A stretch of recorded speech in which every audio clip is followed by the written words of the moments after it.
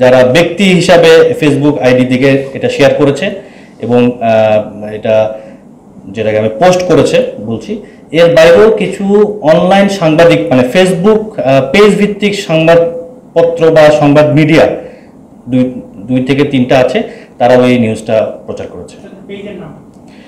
পেজের নাম আমরা পেয়েছি একটা সিলেট এন্টারটেনমেন্ট 24.com 24 এরকম, আরেকটা পেয়েছি সিলেট সময় টিভি, এই দুইটা থেকে পেয়েছি। তারপর আরেকটা পেয়েছি দেশান্তর.com।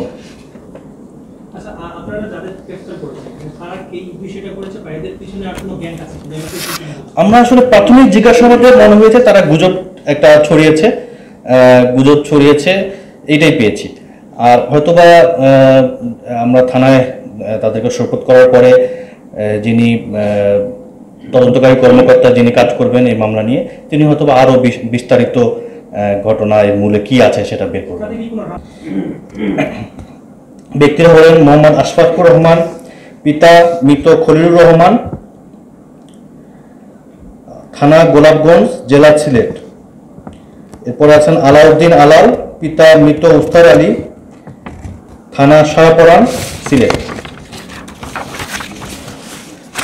রেজা হোসেন, পিতা নিজামুদ্দিন, থানা গোলাপগঞ্জ, সিলেট। মোহাম্মদ সোহেল আহমেদ, পিতা মুবারক আলী, থানা গোলাপগঞ্জ, সিলেট।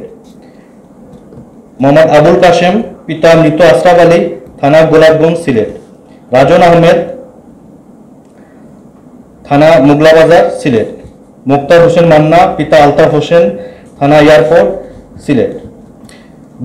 গ্রেফতারকৃতদের প্রাথমিক জিজ্ঞাসাবাদে তারা সামাজিক যোগাযোগ মাধ্যমে মিথ্যা তথ্যের উপর গুজব ছড়ানোর সংশ্লিষ্টতার দায় স্বীকার করে, যা ডিজিটাল নিরাপত্তা আইন 2018 এর 25, 26, 29, 31, 33 এবং 35 ধারার শাস্তিযোগ্য অপরাধ। উক্ত ঘটনায় সংশ্লিষ্ট গ্রেফতারকৃতদের বিরুদ্ধে সিলেট মেট্রোপলিটন পুলিশ এর শাহপরান থানায় মামলা রুজু করা হয়েছে। তো তাদেরকে প্রাথমিক জিজ্ঞাসাবাদে যে তথ্যগুলো পেয়েছি আমরা সেটা আমলে নিয়েছি। আমলে নিয়ে আমাদের টিম কাজ করছে। অচিরেই আরও যারা এর পিছনে কাজ করেছে তাদেরকে আমরা গ্রেফতার করতে সক্ষম হব। আর এর পাশাপাশি তদন্তকারী কর্মকর্তা তদন্ত সাপেক্ষে আরও যদি কারো নাম আসে তাদেরকে তো অবশ্যই আইনের আওতায় নিয়ে আসবেন। সামাজিক যোগাযোগ মাধ্যমে বিভিন্ন ধরনের মিথ্যাচার করে গুজব ছড়িয়ে বিভিন্ন ঘটনা এর পূর্বে ঘটানো হয়েছে। আপনারা জানেন কিছুদিন পূর্বে আমাদের সুনামগঞ্জে সাল্লায় এরকম একটা ঘটনা হয়েছে ফেসবুকের মাধ্যমে ছড়িয়ে। তো আমরা কিন্তু সেখানে অত্যন্ত তড়িৎ গতিতে র্যাব পুলিশ একসাথে কাজ করে আসামিদেরকে খুব কম সময়ের মধ্যে গ্রেফতার করতে সচেষ্ট হয়েছি এবং এবারও খুব কম সময়ের মধ্যে আমরা এই আসামিদেরকে যারা এই মূল হোতা কাজ করেছে তাদেরকে গ্রেফতার করতে সক্ষম হয়েছি।